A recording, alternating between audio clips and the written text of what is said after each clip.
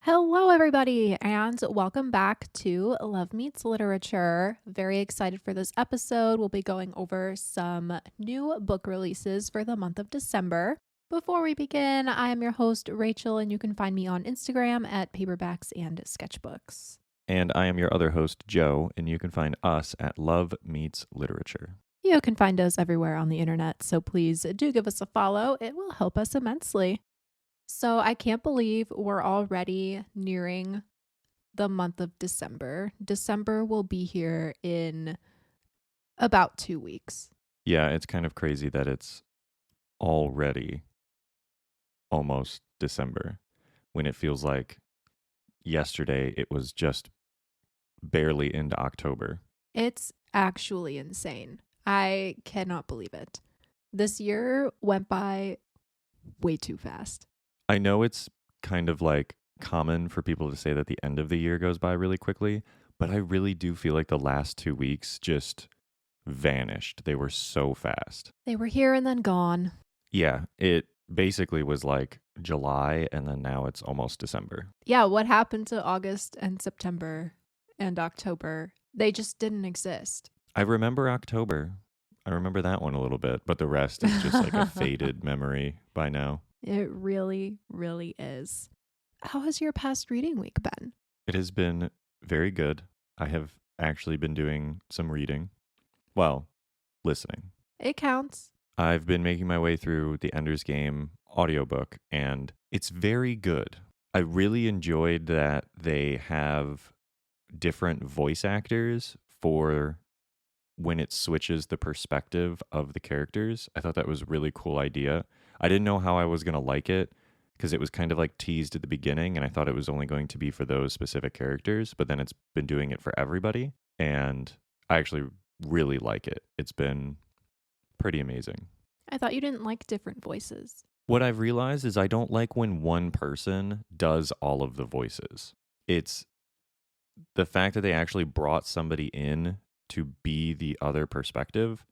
I like that a lot better. That's fair.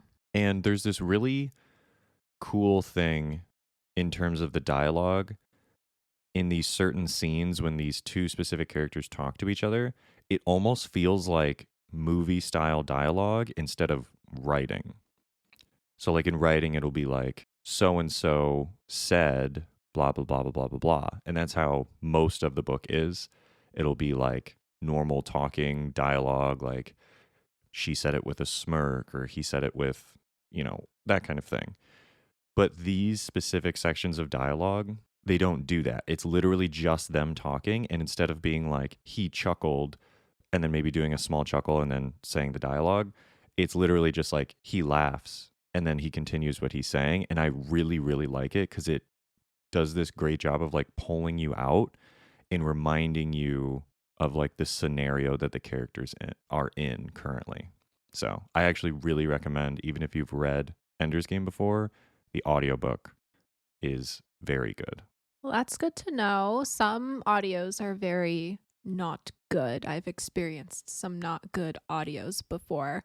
So the narration can definitely make or break a listening experience. Yeah, definitely. And I don't know if they do the dialogue like that in the book because I've never read it.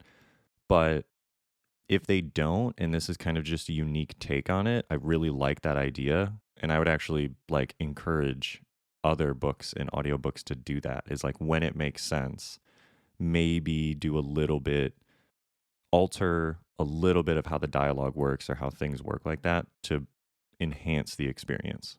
But besides that, I know I mentioned before that I was reading like 3 books at a time. Mm-hmm. I have not touched the other books just because Ender's Game has been so good. So I will have to eventually start the Percy Jackson book because that is from Libby. So I do have a certain amount of time. Did you get the audio for that one too? Yeah.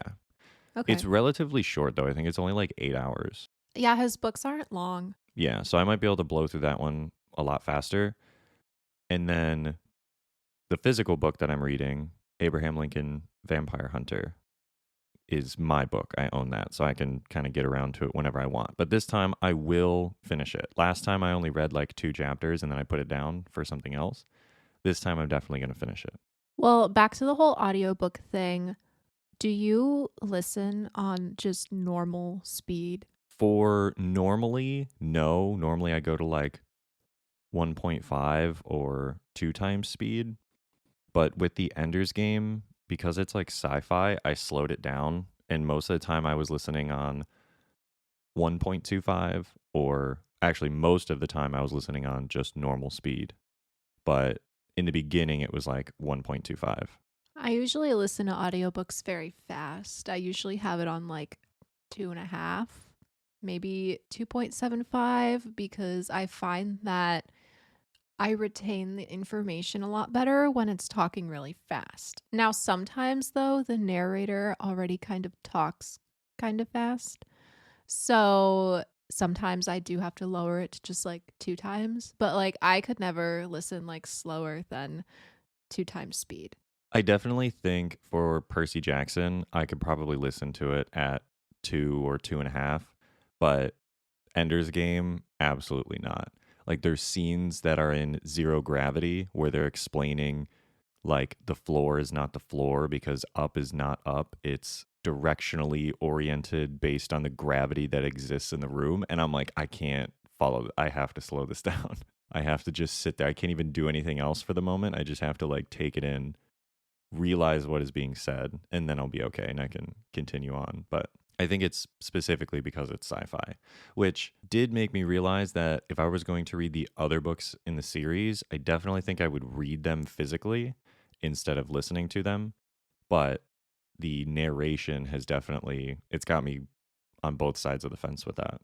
Well, as long as you're enjoying it. Definitely. Absolutely. What have you been reading in this past week?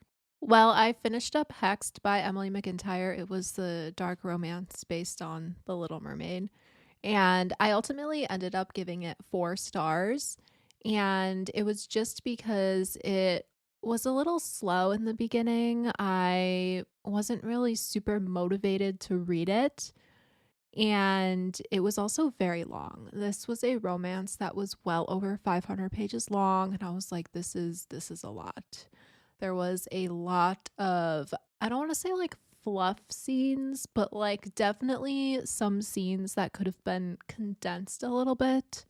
Sometimes it felt like we were kind of circling back to the same stuff.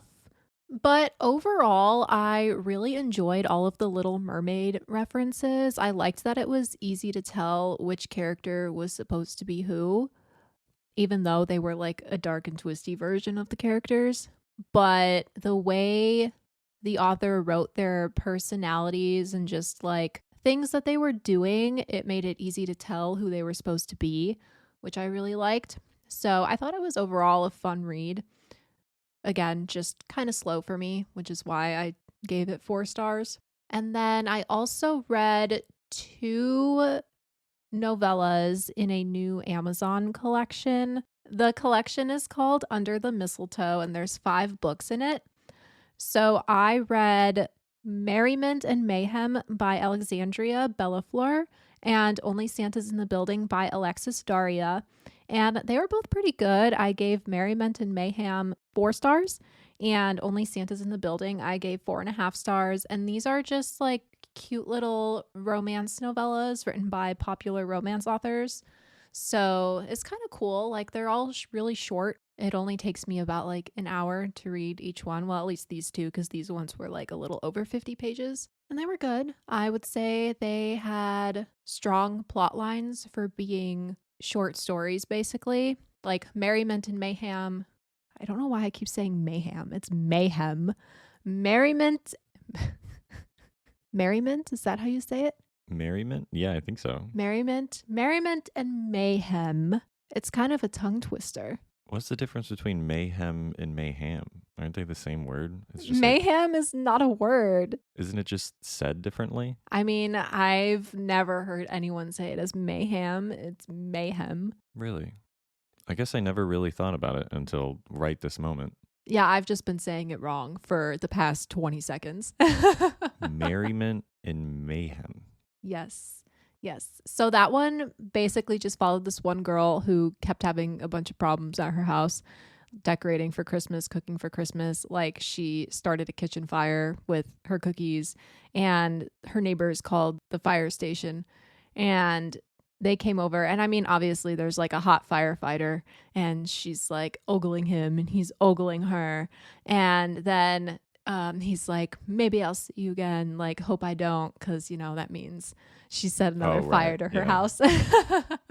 And then there was another scene in that book where she was hanging up Christmas lights on her roof, and her ladder like fell out from under her. And so she's just dangling from her roof. And of course, Mr. Hot Fireman comes back and rescues her. And you could probably guess what happens from there. But that was basically the story, like hot firefighter saving this woman who apparently cannot decorate for Christmas to save her life. Yeah, she needs to hire a professional or something. I guess so.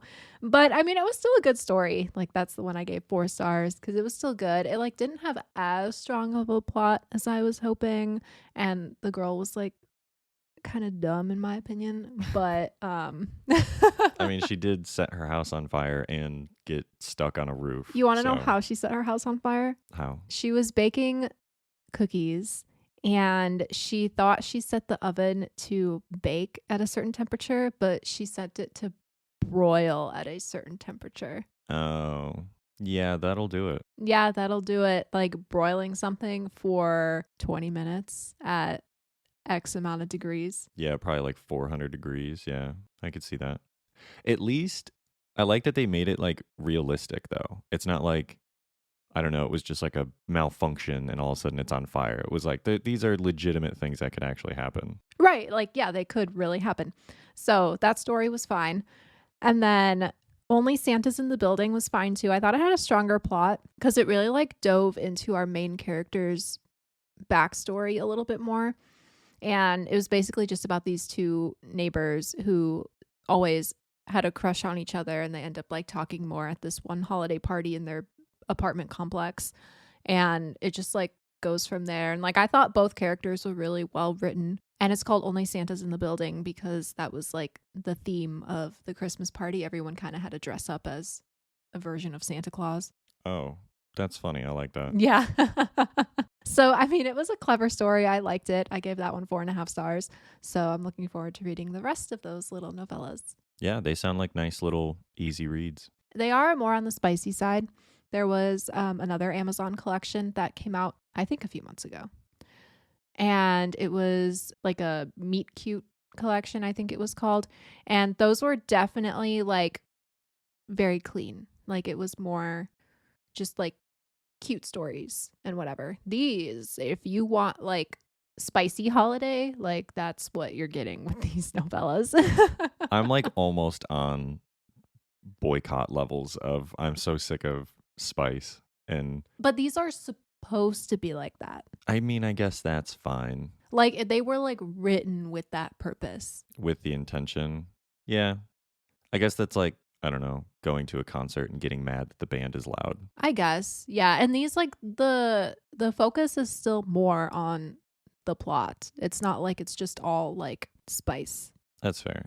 I It's- definitely am like channeling my inner old guy though, where I'm like, stop writing spice in my books. Yeah, I mean, it depends what genre I'm reading and if I'm expecting it.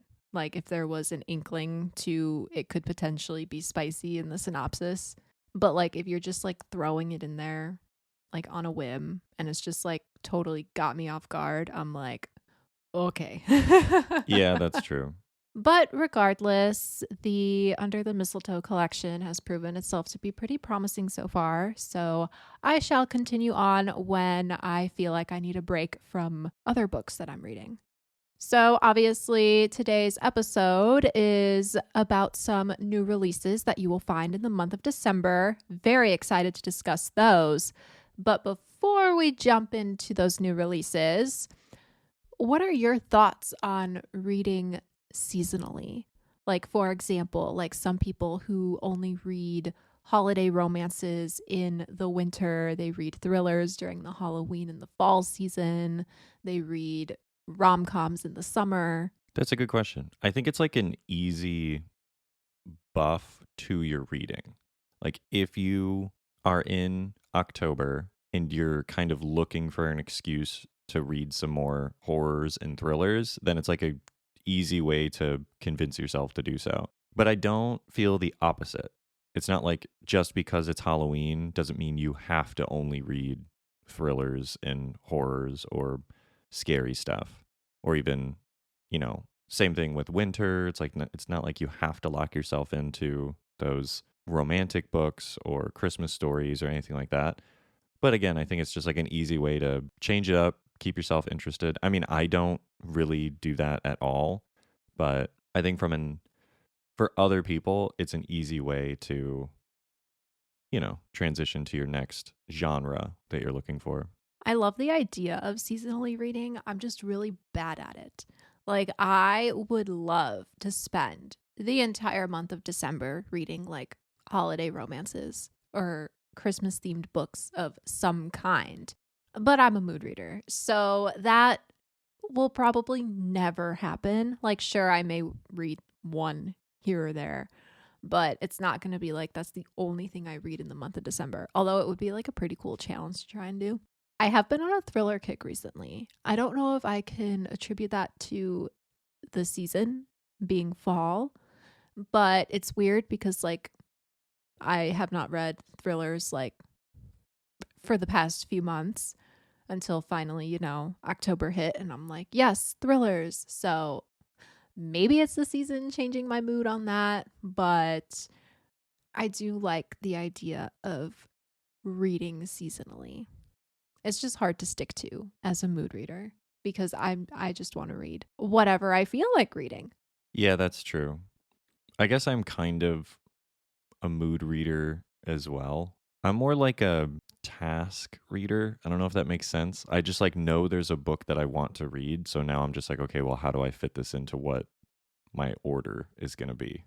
You see, I kind of do that being a mood reader, but it just ends up as me starting it while I'm already reading another book. So then my list of current reads just grows.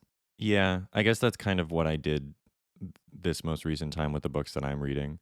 But I'm like a list reader. I just go down my TBR. So you're a planned reader. Kind of. I don't necessarily plan exactly what I'm going to read next. I just know that it's on my list, so I will eventually get to it. So do you only read books that are on your TBR? You don't stray from the TBR. You're not like me who goes browsing the library and I'm like, oh, that sounds great. I haven't even heard of that book before. I'm going to read it. And I check it out and I read it.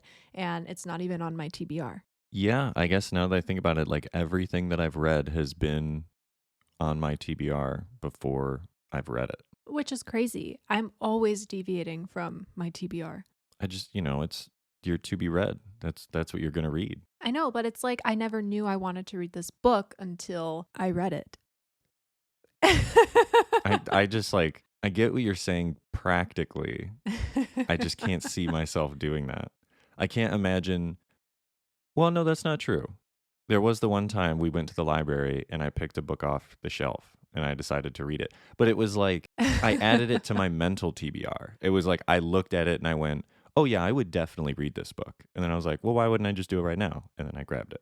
I definitely need to go through my TBR and like weed out the books that I'm never going to read. But I mean, I guess everything on my physical shelves is, well, no, that's a lie. They're not on my TBR listed on Storygraph or Goodreads, but they are in my library thing catalog, which is an app that you can track your book inventory on. So they're on there and they're under the to be read pile on that app. So I guess in theory they are on a TBR list. I think for me, like I don't know if I would ever be able to do one of those like blind date books, like where they just give you like a genre and you pick it and then you unwrap it. But that concept seems so fun. It is again, principle, it sounds great, but it's like I could see myself opening it up and being like, well, I don't really want to read this.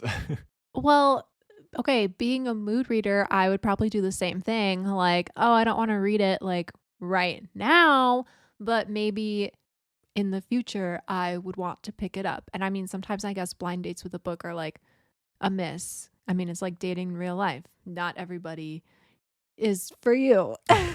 You know what? That's very true.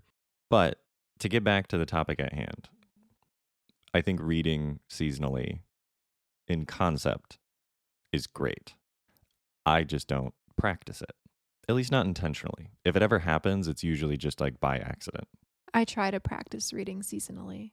It doesn't always work. Sometimes it's an epic fail. Maybe I should try it.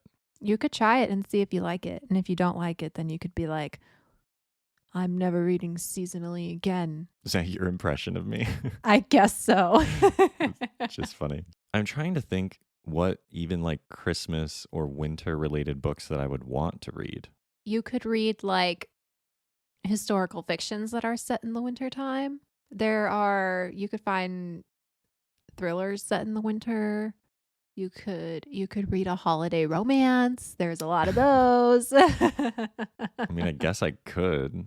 Harry Potter's pretty, That's fall, wintry vibe. You could start reading those books again because if I'm correct, you have not finished reading the books. No, I only read the first one. So there's an idea. I'll have to think about it. You have a lot to think about. And while you are thinking about that, I think it's time to jump into some December new releases. All of these are courtesy of a list on bookshop.org. So thank you, bookshop.org. I love you. So the first book I have chosen that I would love to read is The Party by Natasha Preston, and this is a thriller. Are you invited? In the heart of the English countryside, Bessie and her closest friends gather at a remote castle for a secret party destined to make this the best spring break ever. But when the first of them dies, the party takes a lethal turn. As the body count continues to rise, Bessie and her friends must contend with a deadly storm and growing internal suspicion, all while trapped inside with a killer. Set against the backdrop of a sprawling English estate, this thriller will keep you on the edge of your seat until the party's over. And this publishes on December 3rd. Do all of these publish on December 3rd? Probably not, but I guess if most of the ones we picked publish on December 3rd, then we just really like December 3rd. I was going to say, after looking at this, every single one of them that we're going to talk about, except for one, publishes on December 3rd. Well, usually publishing days are Tuesdays and Thursdays, so I'm assuming most of these books are publishing early in December because they want people to be able to get them in time for the holidays. Oh, that would make sense. So that makes sense. But anyway, this book, The Party, sounds like my kind of thriller. I really enjoy the locked room, haunted house kind of trope. So I'm very excited to see this author's take on that. I definitely love the setting of a castle in the English countryside. Which makes it even spookier. Yeah, definitely. Like, I'm just thinking like haunted mansion kind of thing. Right. Which I really hope this is done well because this is one that I would definitely want to read. I would agree. That one has even piqued my interest. Yes, yes. First up on my list is also a thriller, more specifically a psychological thriller.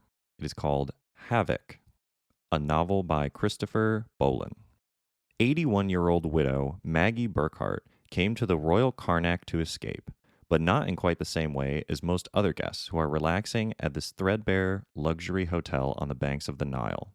Maggie, a compulsive fixer of other people's lives, may have found herself in hot water at her last hotel in Switzerland and just might have needed to get out of there fast. But here at the Royal Karnak, under the hot Saharan sun, she has a comfortable suite, a loyal confidant in the hotel manager, Ahmed, and a handful of sympathetic friends, similar long-termers who understand her still vivid grief for her late husband, Peter. Here, she is merely a sweet old lady in room 309. One morning, however, Maggie notices a new arrival at the check-in, a mournful-looking young mother named Tess and her impish 8-year-old Otto. Eager to help, Maggie invites them into her world, but it isn't long before Maggie realizes that in her longing to be a part of their family, she has let in an enemy much stronger than she bargained for. In scrawny, homely Otto, Maggie Burkhart has finally met her match. In the vein of The Bad Seed comes a twisty, atmospheric psychological suspense about a meddlesome, elderly guest at a decadent luxury hotel who believes she has left her problematic past behind until she decides to interfere with the lives of a young mother and her 8-year-old son and finally meets her wicked match. The war between age and youth has never been so vicious. This, I think, is something that you would love because in some of the description, it's mentioned that it's like a Hitchcock classic. And I know Mhm. you have mentioned previously that you're interested in those. So this I might be something am. you'd like. I am. However, one thing that has me on alert is this 8-year-old kid that's mentioned in the synopsis. Because if there's one thriller trope I cannot stand, it's the creepy kid. That's fair. I've never liked that either, especially in movies. I don't like any of those creepy kid movies. They freak me out. Like, there's just something about a book having a creepy kid that I'm instantly like, I'm not going to like this. And it might be because, like, all of the ones I've read that have a creepy kid, like, they've always ended up being kind of unrealistic in a way. The kid never really acted like a kid. They were written more of like an adult. And I'm just like, that does not, it does not fit. Like, an 8-year-old would not be doing that. An 8-year-old would not be speaking like this. Yeah, I see what you're saying. I think there's a lot of like movies and shows that do that where it's like I don't know, kind of like an adult's brain in a kid's body. So it's like they act creepy and terrifying and everything like that. And I've never really liked that trope, but the part that I thought was interesting is the fact that she's an elderly lady. So it's literally, you know, an 81-year-old against an 8-year-old. So that I think could be quite interesting, but it is funny because if you were to just change like the fact that it's psychological to like happy fun, it kind of almost sounds like Home Alone style, like versus each other or Dennis the Menace kind of deal. Yeah, no, this is going to be creepy because it's a psychological thriller. It's going to be playing mind games with you, That is true. I did also think it was interesting. It was only 256 pages. So it is a relatively short, quick read. which also, as someone who's read a lot of thrillers, the shorter the thriller does not always mean it's going to be better That's true. because if they don't take the time to really like wrap up the story properly, you might be left confused. But other than that, I really like how this one says it takes place at this luxury hotel on the banks of the Nile, like the Nile River in the Sahara Desert. Yes, That's cool. That's a cool setting. I agree. I think that's very cool. I don't think I've ever read a book that actually takes place like on the Nile River. I don't believe I have either. So that's cool. I mean, it definitely does sound good. Next up on my list, I have The Peculiar Garden of Harriet Hunt by Chelsea Iverson, and this is a historical fantasy and a magical realism. Harriet Hunt is completely alone. Her father disappeared months ago, leaving her to wander the halls of Sunnyside House, dwelling on a past she'd rather keep buried. She doesn't often venture beyond her front gate, instead relishing the feel of dirt under her fingernails and of soft moss beneath her feet. Consequently, she's been deemed a little too peculiar for popular Victorian society. This solitary life suits her fine, though, because outside, magic awaits. Harriet's garden is special. It's a wild place full of twisting ivy, vibrant plums, and a quiet power that buzzes like bees. Caring for this place and keeping it from running rampant through the streets of her London suburb is Harriet's purpose. But a woman alone in the world is vulnerable. Soon, a sinister plot involving her father's disappearance begins to take shape, with Harriet herself at its center. Everything she holds dear, from the thorny roses she tends to her very freedom itself, is at stake. To save herself, Harriet will have to unearth her past, discover the secrets of her garden, and finally embrace the wild magic inside of her.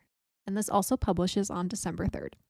This sounds like it's going to be quirky and weird, and I love that. I love quirky, weird books. I saw the name of this book and I already knew you were going to pick it. I knew it was going to be on your list.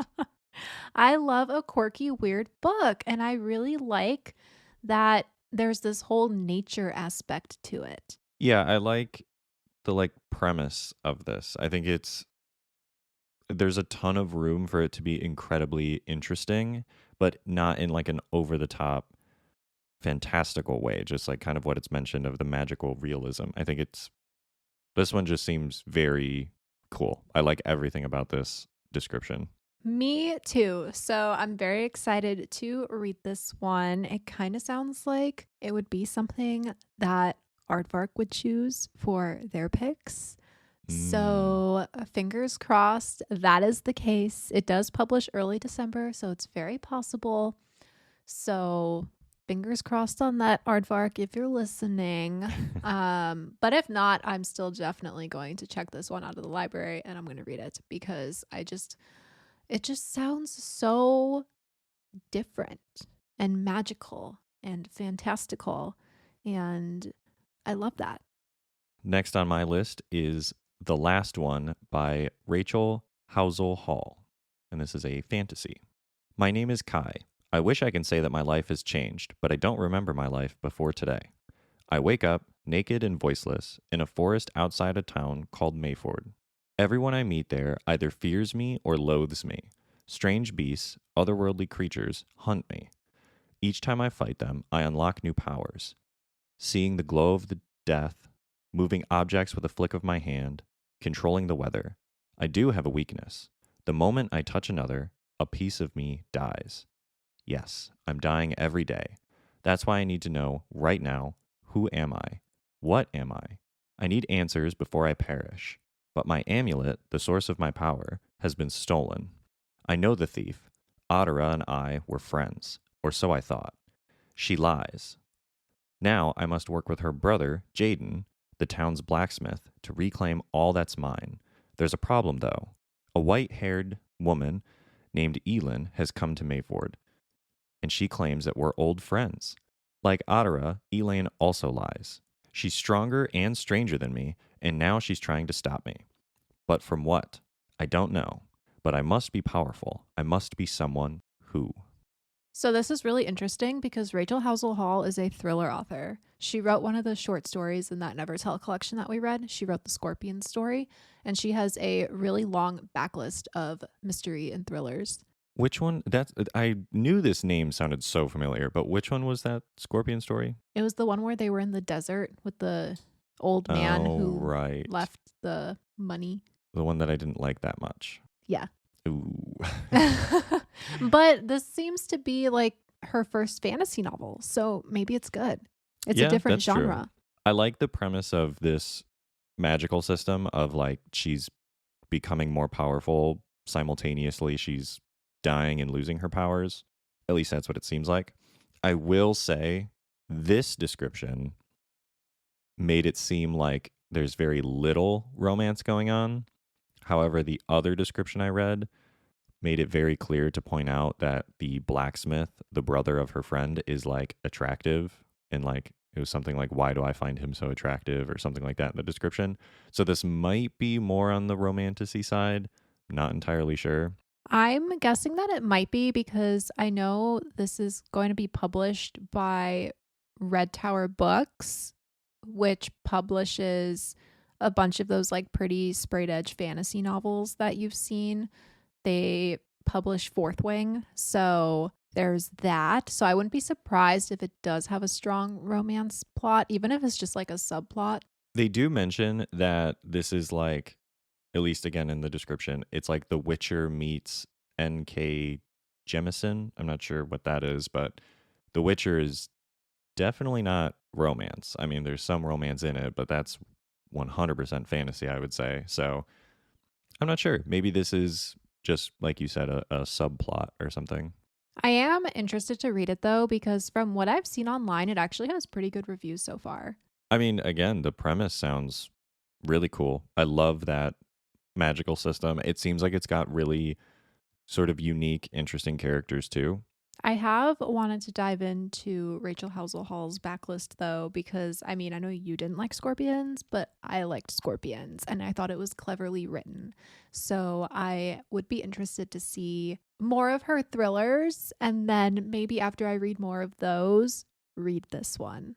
That's true. I definitely don't want to one and done her because I liked the writing. I just didn't like the plot really. of that Mhm. story. And this book would be a genre shift too.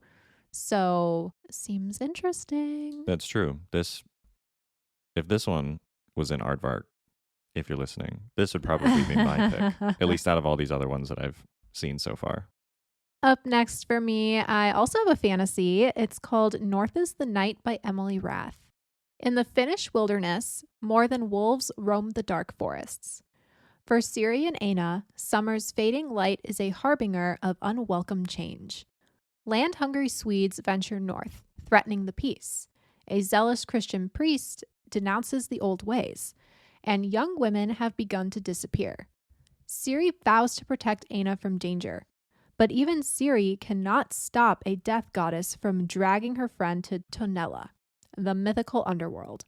Determined to save Aina, Siri believes a dangerous journey north to seek the greatest shaman of legend, the only person to venture to the realm of death and return alive. In Tonella, the cruel witch queen turns Aina's every waking moment into a living nightmare. But armed with compassion and cleverness, Aina learns the truth of her capture. The king of the underworld himself has plans for her. To return home, Aina must bargain her heart, as Siri plots a daring rescue of the woman she loves the most. And this publishes on December 17th. The only one out of all the ones we've picked that is not December 3rd. So, what really got me was that in the description for this one, it said if you're a fan of Genevieve Gornichek, who wrote The Witch's Heart, which I loved that book, you would probably like this one. So, I'm very intrigued about this story because it sounds kind of similar to like the whole like kind of romantic story that The Witch's Heart was, but it focuses much more on the fantasy and the mythology. Yeah, definitely the mythology is kind of what I got from this. Like a lot of that, talks about like denouncing the old ways and, it just feels like it's going to be very much surrounded on all of that. Now, granted, like we've said, there might be subplots and things like that, but I really like when a book's description captures the essence of what the book will actually be about. And I hope that this is doing that because it sounds very interesting. I really hope so. I wonder if it Finnish, that's Are you talking about the language? like what country? That's Finland. Okay. So I wonder what kind of mythology it is. Like Finnish mythology or like Scandinavian? That's a good question. It might be Norse mythology or Celtic. Okay. Some sort of mythology that takes place in that region probably is what it would be. But it sounds really, really good. So that one is high on my radar, and I'm super looking forward to reading that one once it comes out. According to a quick search, Finnish mythology is a whole separate branch. So this might be a whole new world of mythology you get to Oh, learn about. very, very possible. Yeah, I mean, I have not read a book that talks about Finnish mythology yet. Like I've read about Norse mythology, Roman mythology, Greek mythology, even like Chinese mythology. So super interested in that. According to Wikipedia, it has shared features with Estonian and other Finnic mythologies, but also Baltic, Slavic, and to a lesser extent, Norse. Okay. All right, next on my list is The Hellfire Club by Peter Straub. And this is a horror thriller. They are dying, one by one. Wealthy, middle aged women in an exclusive Connecticut suburb. Their murderer remains at large. Nora Chancel, wife of publishing scion Davy Chancel, fears that she may be next. After all, her past has branded her a victim. Then, Davy tells Nora a surreal story about the Hellfire Club, where, years before, he met an obsessed fan of Chancel House's most successful book, Night Journey, a book that has strange history of its own. Suddenly, terror engulfs Nora. She must defend herself against fantastic accusations, even as a madman lies in wait. And when he springs, Nora will embark on a night journey that will put her fears to rest forever, dead or alive. And this one is actually a republishing. It was originally published in 1998, I believe, or 96. 96. And it's being republished on, you guessed it, December 3rd. Well, it sounds really good. This one definitely struck me as your classic thriller of, kind of somebody trying to escape the situation or fight their way out of the situation. And I've always liked that idea. I like when the author gives the protagonist an actual chance of trying to escape instead of it being just like a horror movie where it's just like, okay, well, we know you're going to have a bad outcome. So I liked the idea. I also liked that it's kind of like Criminal Mindsy, where it's like we know there's a murderer, and so I wonder if it would give you both perspectives or kind of how they're going to do that, if there's going to be an investigation or if it's just going to be kind of cat and mouse. So it seems interesting. Yeah, that'd be interesting to know how that one is laid out. Because I really do like it when thrillers show the perspective of the supposed victims and then the perspective of the killer. I think it makes it more interesting. I kind of also like it when there's like law enforcement thrown in there. I like to have all parts of the story so I, as a reader, can kind of take a guess myself of what's going to happen. This one sounds like it might just follow the victims, but that could still be done really, really well. Like, I've definitely read stories like that before, and those ones kind of like keep you on the edge of your seat because you're like, oh my God, what's going to happen to them now? Right. Yeah. I definitely think it's going to be on that vein, if I had to guess, based on the description. Mm-hmm. Like you said, that just the victim, or maybe it's going to be victim and killer, but again, strikes me as your classic kind of horror thriller book. It, was written in 1996. So Some of those older ones are actually really good, though. I've heard good things. Like, I've been reading a lot of Lisa Gardner lately, and her books are a bit older. At least the series that I've been reading, it was published in the late 90s, early 2000s, and they're so good. Like, some of the best books I've read. All right, my last new release is under Lock and Key by Lana Ferguson, and this is a romance. Now, you must know before I jump into the synopsis, Loch is spelled Loch, like the Loch Ness Monster. Kiana Key McKay is used to secrets. Raised by a single father who never divulged his past, it's only after his death that she finds herself thrust into the world he's always refused to speak of. With just a childhood bedtime story about a monster that saved her father's life and the name of her estranged grandmother to go off of, Key has no idea what she'll find in Scotland. But repeating her father's mistakes and being rescued by a gorgeous, angry Scotsman who thinks she's an idiot is definitely the last thing she expects. Lachlan Greer has his own secrets to keep, especially from the bonny lass he pulls to safety from the slippery shore. A lass with captivating eyes and the last name he's been taught not to trust. He's looking for answers as well, and Key's presence on the grounds they both now occupy presents a real problem. It's even more troublesome when he gets a front row seat to the lukewarm welcome Key receives from her family, the strange power she begins to develop, and the fierce determination she brings to every obstacle in her path. Things he shouldn't care about, and someone he definitely doesn't find wildly attractive. When their secrets collide, it becomes clear that Lachlan could hold the answers Kiana is after, and that she might also be the key to uncovering his. Up against time, mystery, and centuries-old curse, they'll quickly discover that magic might not only be in fairy tales, and that love can be a real Loch mess. That publishes on December 3rd. This was the other one that I saw the name and just gave it a quick little glimpse. And I was like, this is going on her list for sure. So it's actually funny because I've actually never read a Lana Ferguson book.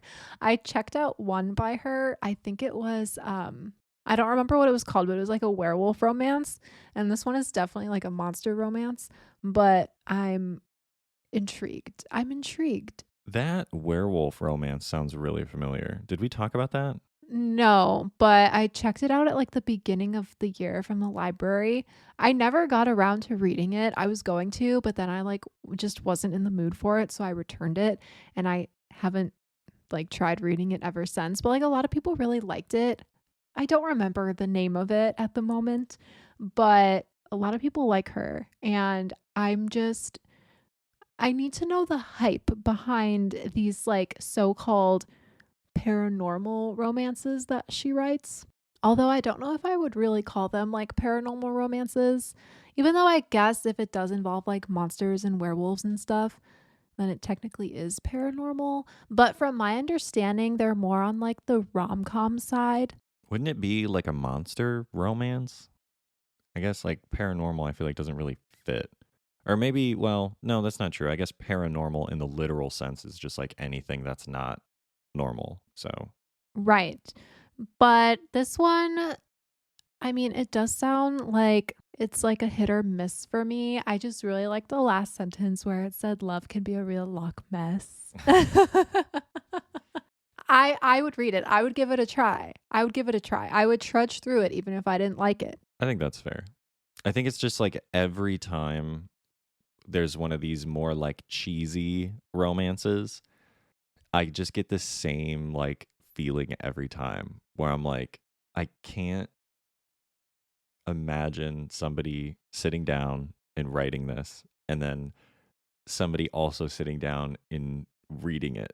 It has its audience. I mean, I guess. And I'm not saying that in a negative way. It's just like, because I've never done it. I've never read one like that. So it's just like, I can't imagine. And I bet you other people feel the same way. They're like, you read like space sci fi stuff or you read like fantasy. How do you read that? It's like fake, but I don't know. I mean, monsters aren't real either. Well, no, but I'm kind of just speaking in generally about these kind of overly cutesy rom coms, which I guess is like your favorite thing to read. I just have to know why people like them. And most of the time, I end up enjoying them too. So I'm like, okay, I get it. People eat these up. So I'm going to have to try it. I guess now that I think about it, they're all or most of them are usually like a positive, uplifting story.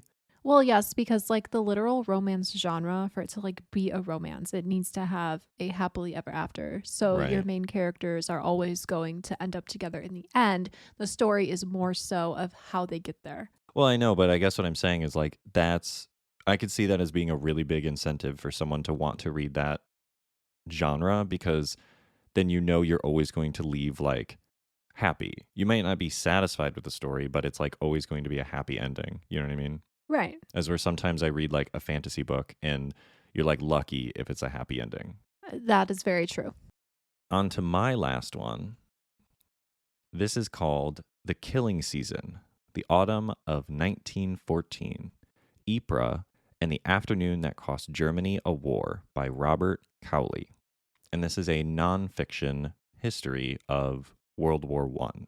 I knew you were going to pick this one. Like you knew I was going to pick one of mine. I knew you were going to pick this one. Yeah, I knew it was going to be on my list the moment I saw it. An in-depth and exquisitely narrated account of the 4-month-long First Battle of Ypres.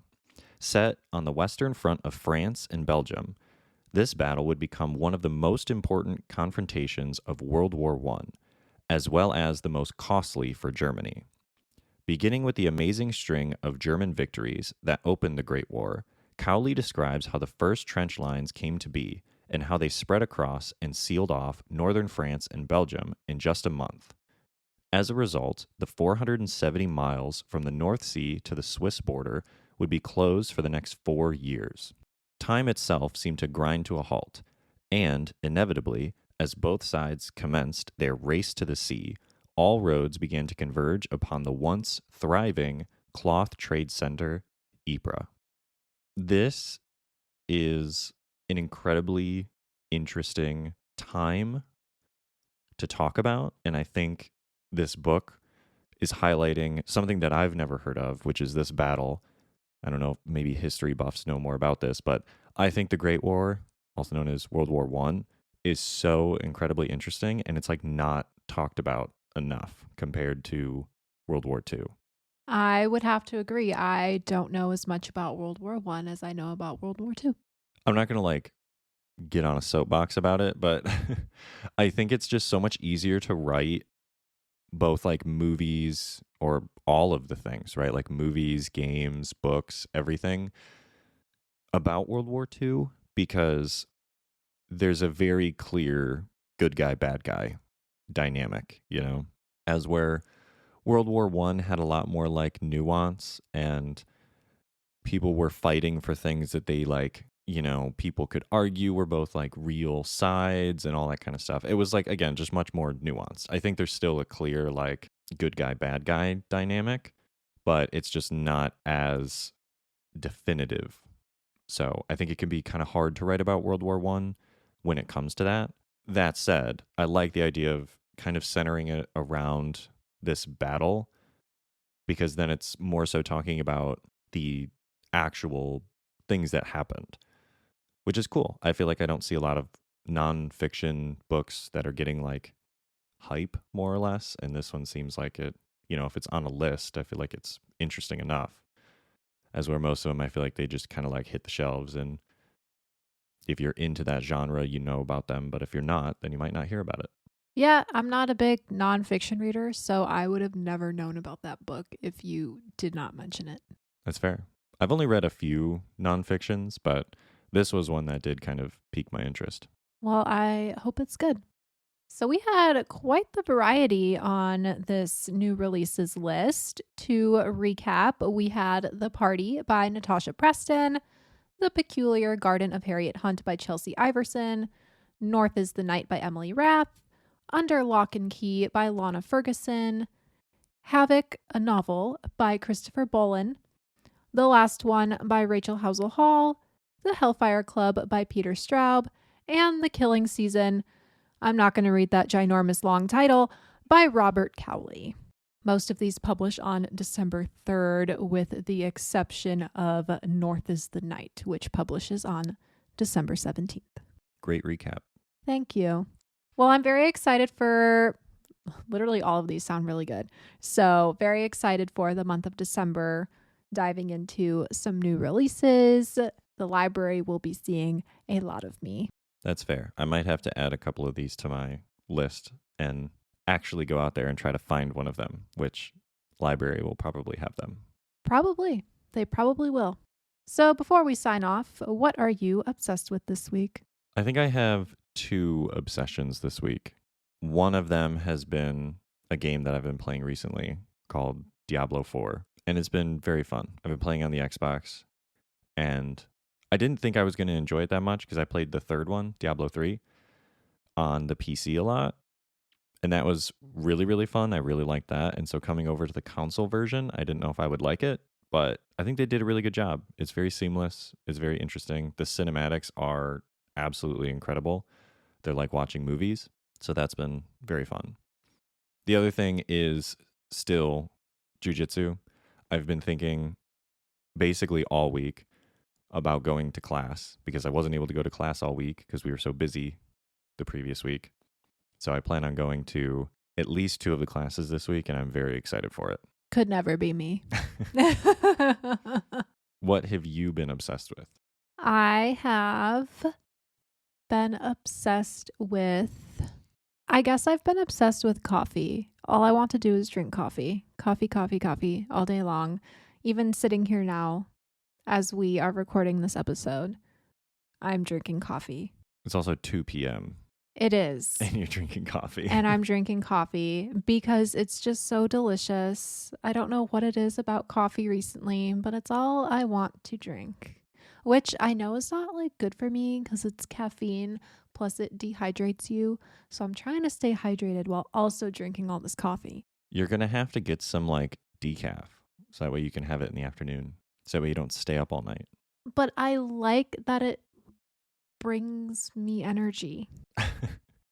You like staying up all night? I like staying up all night in the sense that I can read all night.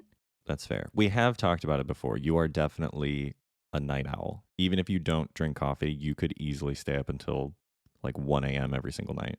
I thrive at night. We've even joked that you're a vampire because you Yeah. will sit in the living room, especially this time of year where it gets so dark so quickly. You will just sit in the living room as it goes dark and it'll be like pitch black in there. I like the dark. There's just something about me sitting in a dark room. Maybe some ambient lighting is on, but if I have my book out, I have my book light on. And I think the dark keeps me from getting easily distracted. I guess that actually makes a lot of sense. It's just like very much POV, you're a vampire, and then just doing everything you just described. I know, but like I am so productive in the dark. Well, I guess if it works for you, why not? I guess I'm allergic to lamps. I don't like it when lights are on. Allergic to light. I guess so. But then you love the sun. Yeah, so I'm not a vampire because I like the sun. I like the sun. I don't like artificial lighting. That's true. I hate artificial lighting with a passion. It's now I'm like you're a cat because our cat Peaches will sit in the sun and she loves it, and then as soon as it's dark, she like runs around and plays and gets the zoomies. I ain't getting no zoomies in the dark. Well, you're getting mental zoomies. You like read really quickly, and I guess so. I guess so. What does that say about me? I have no idea. It was a hypothetical question anyway. We all know what you're reading this week. You're reading your 3 books. That's true. Still working on them. I am almost done with The Killing Hour by Lisa Gardner. I made that really funny joke last night. I held up the book and I was like, I'm going to read because I have some hours to kill. And yeah, I didn't get it at first until I looked at you. Yeah, it's I like making jokes like that. So I'm reading that. It is 4th in the FBI Profiler series, and it was a bit of a slow start, but it really picked up the pace, and now I am glued to it, and it's all I'm thinking about.